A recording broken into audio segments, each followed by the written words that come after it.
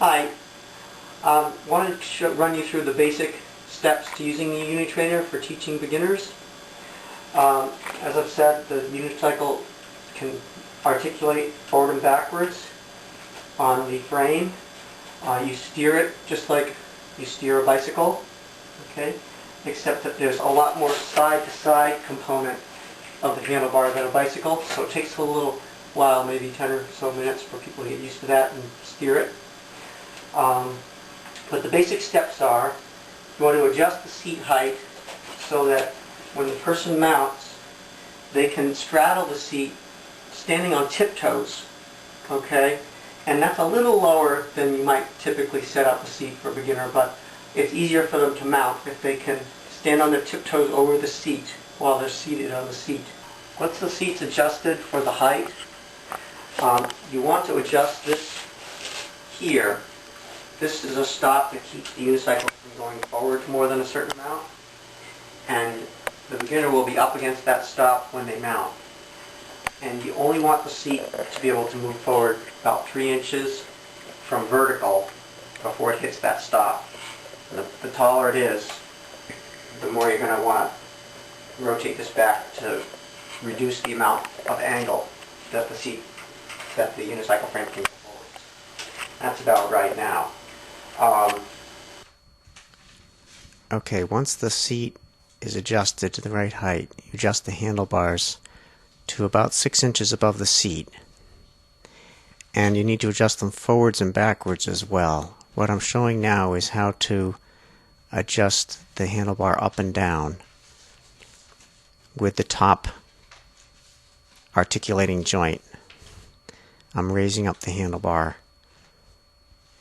by adjusting the adjusting nuts to make it higher. Now what you want is the handlebar to be such that your hands are level with your elbows. And since I just raised it up to demonstrate adjusting, it's a little high right now.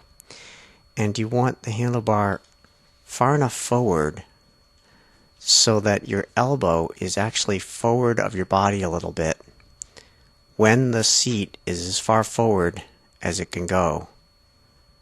In other words, the unicycle's all the way up against that limiting stop that we just adjusted. I've adjusted this so that this is actually a little bit too far back here, and my elbow should be a little bit further forward than that in this particular video. So once you have the seat height adjustment and the stop adjusted, you're ready to have your beginner mount. Mount it like a bike. You put your frame all the way forwards until the frame hits the stop. Put the pedal on the opposite side from the rider all the way forwards, and then bring your leg over and put your weight right on the seat. Then they can just bring their foot up onto the pedal that's towards the front and push on it to ride forwards. They can ride around with the seat, with the frame all the way up against the stop and get used to steering with it, with the frame all the way against the stop. And then once they're comfortable with that, they can move their hips back and ride with their hips lined up underneath their shoulders. Okay, so once they've successfully ridden around, maneuvered around the area completely with their hips lined up, you're ready to adjust the articulated handlebars to give them some freedom of motion on the handlebars before the handlebars catch them. Okay, the first thing you want to adjust is the upper handlebar joint, actually. I was thinking the lower one, but it's the upper one. What you do is you use the wing nut first, loosen it so that you can move the other nut, and you want to adjust the handlebars so that they can move up and down above and below the position that you've set before. Just about maybe 3 or 4 inches to start, okay? We're still going to have the lower handlebar joint tightened up tight, but we're just adjusting the upper one first. Have them mount and ride around with the handlebar adjusted like that. It can go up and down, but it can't go forwards and back. And just have them ride for even just 2 or 3 minutes like that. So they're trying to keep the handlebar in the neutral position, up and down, not all the way against the stop, not all the way up. Okay, after they've ridden with only the top adjustment loose, then we're going to loosen up the bottom adjustment. And again, you want this so that the handlebar can go forwards and backwards, maybe about 3 or 4 inches just to start. A relatively small amount at first. The idea is to gradually adjust the handlebars so that they have a little bit of motion, but they can still catch themselves when the handlebar comes up against the stop. So a total of, now that when you adjust the bottom joint, it's going to allow them to move more up and down too. So when they go all the way down and all the way back, it's all the way to here, all the way up and all the way forward to here. That might be a little bit low. So you could just adjust the top handlebar joint. So that's about right. And then have them ride around with the handlebars at that kind of first adjustment for another 5 minutes or so. They don't even need to turn on the alarm yet.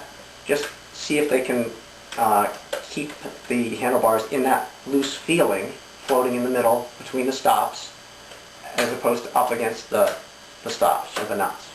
Okay, and just have them ride around like that for another 5 minutes. And then the final adjustment, and they're going to ride the Unitrainer with the final adjustment most of the time that they ride it. This whole process of getting used to riding, changing the handlebars, usually that all happens in the first 15 or 20 minutes. But you're going to adjust the handlebars so that the total up and down motion is more like 5 or 6 inches, and the total forward and back is more like 5 or 6 inches. Let's see, I want to go forwards more, so that's this one. So the idea is that they can still catch themselves. That's a little too low. Now, the reason you adjust the top one first and then the bottom one is that you want to encourage them to save themselves from falling forwards by pushing and pulling on the handlebars, not by pushing down on the handlebars and pulling up on the handlebars. So they're basically going to catch themselves when they push forwards and catch themselves when they pull back. Okay? And that'll happen more or less automatically because of the order that we've adjusted the joints. So that's probably enough freedom now so that I'll have a decent amount of space to keep the handlebar or the alarm on, to keep the handlebar from buzzing, okay, without coming up against the stops.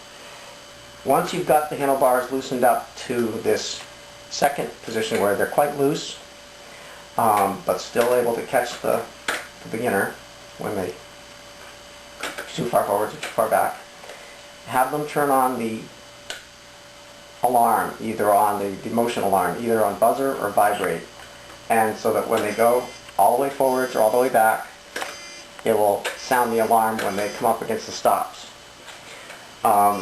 It's up to that personal preference, buzzer or vibrate.